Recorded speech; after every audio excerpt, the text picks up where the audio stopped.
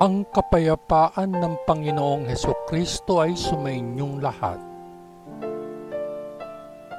Magandang araw sa inyong lahat, saan mang sulok ng mundo kayo naroroon sa sandaling ito. Sa araw na ito, nais kong ibahagi sa inyo mga kabayan, ang isa na namang mensahe ng dakilang Diyos Ama sa langit. Ang Diyos na lumikha ng langit at lupa at ng sangkatauhan, ang Diyos na makapangyarihan sa lahat. Ang mensaheng ito ng Diyos ay ipinahayag ni Haring Solomon at ito ay nakatala sa aklat ng karunungan ni Solomon. Ang may akda na aklat na ito na orihinal na isinulat sa wikang Grego ay isang hindi kilalang Hudyo. Ang aklat ay gumamit ng tradisyonal na material ng mga Hudyo, pati na rin ang mga ideyang hiram sa pilosopiyang Griego upang ipahayag sa lahat na ginagantimpalaan ng Diyos ang mga tapat sa Kanya. Ang mensaheng ito na isishare ko sa inyo ay bahagi lamang ng aklat ng karunungan ni Solomon na pinamagatan kong ang tunay na halaga at kalikasan ng karunungan. Ang karunungan ay nagniningning at hindi kailanman lumalabo. Ang mga nagmamahal sa Kanya at naghahanap sa Kanya ay madali siyang mahanap. Mabilis niyang ipakilala ang sarili sa sinumang may gusto sa Kanya. Gumising ng maaga sa umaga upang hanapin siya at wala kang problema, makikita mo siyang nakaupo sa iyong pintuan. Para maipako ang iyong pansin sa karunungan, ay kailangang makakuha ng perpektong pangunawa. Kung hahanapin mo siya, makakatagpo ka ng kapayapaan ng isip dahil hahanapin niya ang mga karapat-dapat sa Kanya at mahahanap ka niya kung nasaan ka man. Mabait siya at sasamahan ka sa bawat iniisip mo. Nagsisimula ang karunungan kapag taos-puso mong gustong matuto. Ang pagnanais ng karunungan ay pagmamahal sa Kanya. Ang pag-ibig sa Kanya ay pagsunod sa Kanyang mga batas. Ang pagsunod sa Kanyang mga batas ay ang pagiging tiyak ng immortalidad. Ang immortalidad ay maglalapit sa iyo sa Diyos. Ang pagnanais na ito para sa karunungan ay makapaghahanda sa iyo upang mamuno sa isang kaharian. Kung kaya, ikaw na namamahala sa mga bansa, kung pinahahalagahan mo ang iyong mga trono at mga simbolo ng awtoridad, parangalan ang karunungan upang ikaw ay maghari magpakailanman. Ang espiritu ng karunungan ay matalino at banal. Ito ay isang kalikasan, ngunit nagpapakita ng sarili sa maraming paraan. Hindi ito gawan sa anumang material na sangkap at malaya itong gumagalaw.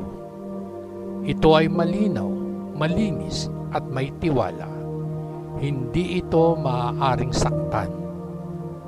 Gustong-gusto nito ang mabuti. Ito ay matalas at hindi masusupil, mabait at kaibigan ng sangkatauhan.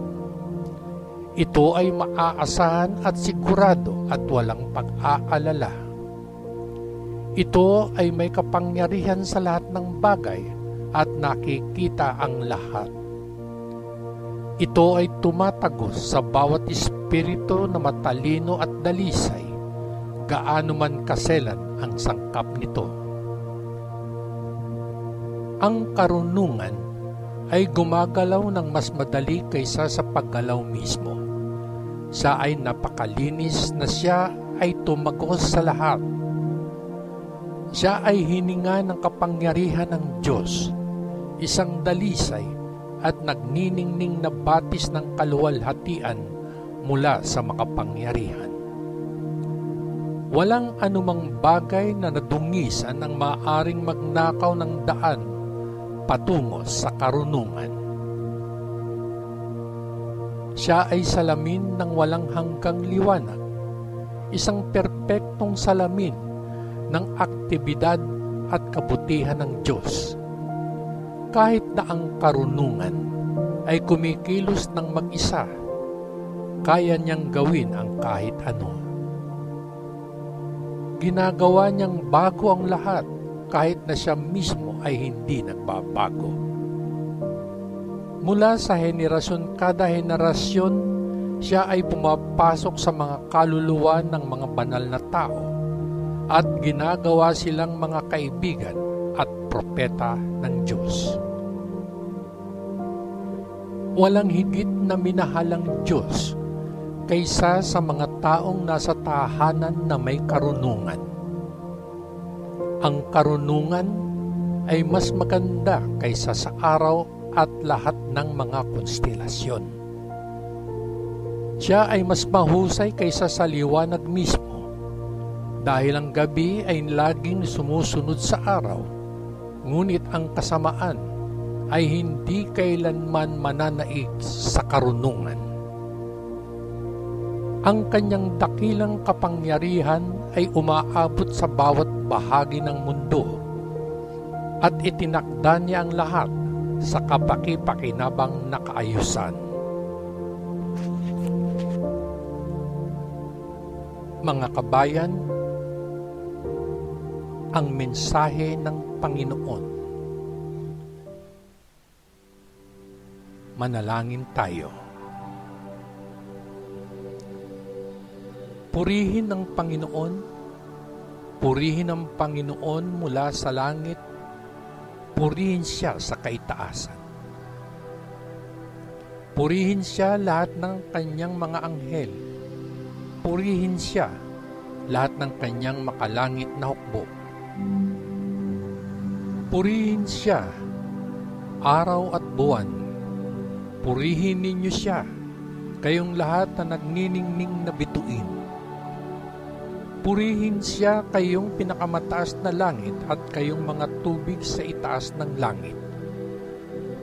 Purihin nila ang pangalan ng Panginoon sapagkat siya ang nag-utos at sila ay nalikha. Purihin ang Panginoon mula sa lupa, kayong mga dakilang nilalang sa dagat at lahat ng kalaliman ng karagatan, kidlat at granizo, nyebe at ulan, mabagyong hangin na gumagawa ng kanyang utos, kayong mga bundok at lahat ng burol, mga puno ng prutas at lahat ng sedro, mababangis na hayop at lahat ng baka, maliliit na nilalang at lumilipad na ibon, mga hari sa lupa at lahat ng mga bansa, kayong mga prinsipe at lahat ng mga pinuno sa lupa, mga binata at dalaga, matatandang lalaki at bata. Purihin nila ang pangalan ng Panginoon, sapagkat ang kanyang pangalan lamang ang itinaas. Ang kanyang karilagan ay nasa ibabaw ng lupa at ang langit. Purihin ang Panginoon, sa ngalan ng Panginoong Hesukristo na ating manunubos. Amen. Amen. Amen. Peace.